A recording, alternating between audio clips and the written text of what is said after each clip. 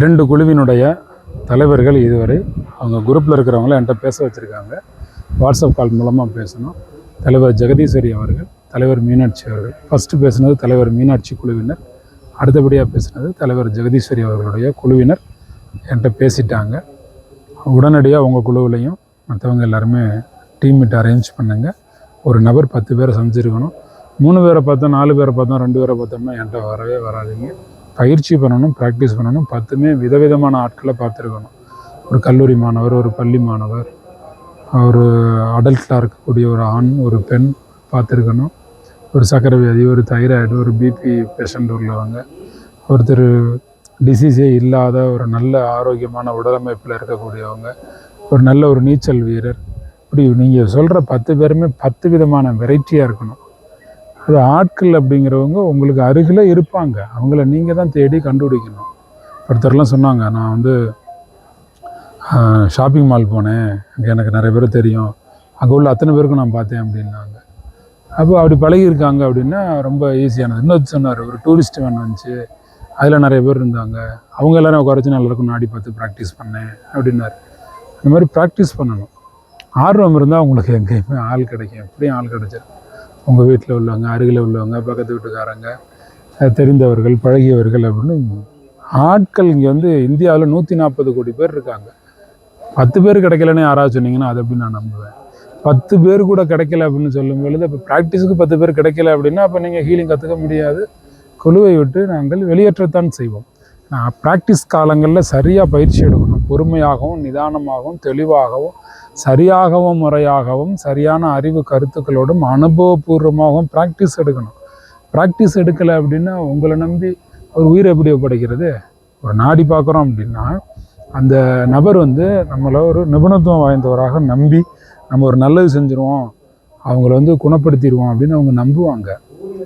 இப்போ அவங்கள குணப்படுத்த முடியலைன்னா, இல்லை உங்களை வந்து இப்போ நேச்சுரலி குணப்படுத்த முடியாது, உங்களுக்கு மருந்துகள் தேவைன்னு அதை டைரக்ஷன் பண்ணக்கூடிய ஒரு அறிவும் வந்து ஹீலிங் பண்ணும்போது வந்துடும்.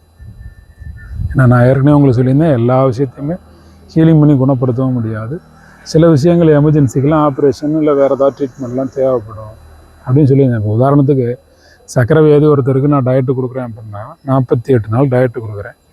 15 வருஷம் ஆச்சு சர்க்கரை வியாதி வந்து ஒருத்தருக்கு. 15 வருஷம் கழிச்சு தான் என்கிட்ட அவர் வராரு. அப்போ அந்த 15 வருஷமாக அவர் சுகரை கண்ட்ரோல் வச்சுருந்தது யார்? மாத்திரை தானே. அப்போ அந்த கண்ட்ரோல் வச்சுக்கிறதுக்கு அது வரைக்கும் என்னை தேடி ஒருத்தர் வர்ற வரைக்கும் அவருக்கு அந்த மாத்திரை உதவி செஞ்சுச்சா இல்லையா? அந்த வகையில் சில நேரங்களில் சிலருக்கு மருந்துகள் தேவை. அந்த டைரக்ஷனை கொடுக்குறதுக்கும் இந்த ஹீலிங் வந்து உதவி செய்யும். அப்போ சரியாக இப்போ நீங்கள் முறையாக பயிற்சி செய்யணும்னா, அதனால தான் பயிற்சி செய்கிறவங்க மட்டும் என் கூட இருங்க, பயிற்சி செய்யாதவங்க என் கூட இருக்காதீங்கன்னு அடிக்கடி சொல்கிறதுக்கான காரணம் அதுதான். ஹீலிங் வந்து உங்களுக்கு நான் இலவசமாக சொல்லித்தரேன். ஹிப்னாட்டிசம், மெஸ்மரிசம், உங்களுடைய வாழ்க்கையில் உங்கள் ஆழ் மனசில் இருக்கக்கூடிய எண்ணங்களை கொண்டு வந்து ஆழ்மன பயிற்சி செய்து எப்படி நல்லா மேன்மையாக வர்றதுங்கிறதெல்லாம் நான் உங்களுக்கு இலவசமாக சொல்லித்தர்றேன். அப்படின்னா நீங்கள் ஒரு சிறந்த தகுதி படைத்து அதை ஃபாலோ பண்ணணுங்கிற ஒரு நிலைமையில் இருந்தால் தான் நான் மீண்டும் மீண்டும் அடுத்தடுத்த விஷயங்களை சொல்லித்தருவேன்.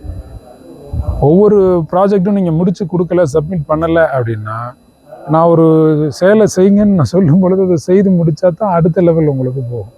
இப்போ சில பேர் சொல்கிறீங்க 7 நாள் ஆழ்மன பயிற்சி நடக்கும்போது 7 நாள் பயிற்சிக்கு லீவ் விட்டுருக்கீங்க அப்படின்னு. 7 நாள் நான் எங்கே லீவ் விட்டேன்? லீவெல்லாம் கிடையாது. 10 பேரை பார்க்க சொல்லி ப்ராக்டிஸ் பண்ணியிருக்கேன். என்கிட்ட 2 குரூப் பேசியிருக்காங்க. 2 குரூப் பேசியிருக்கவங்களுக்கு அடுத்த ப்ராஜெக்ட் கொடுத்துருக்கேன்.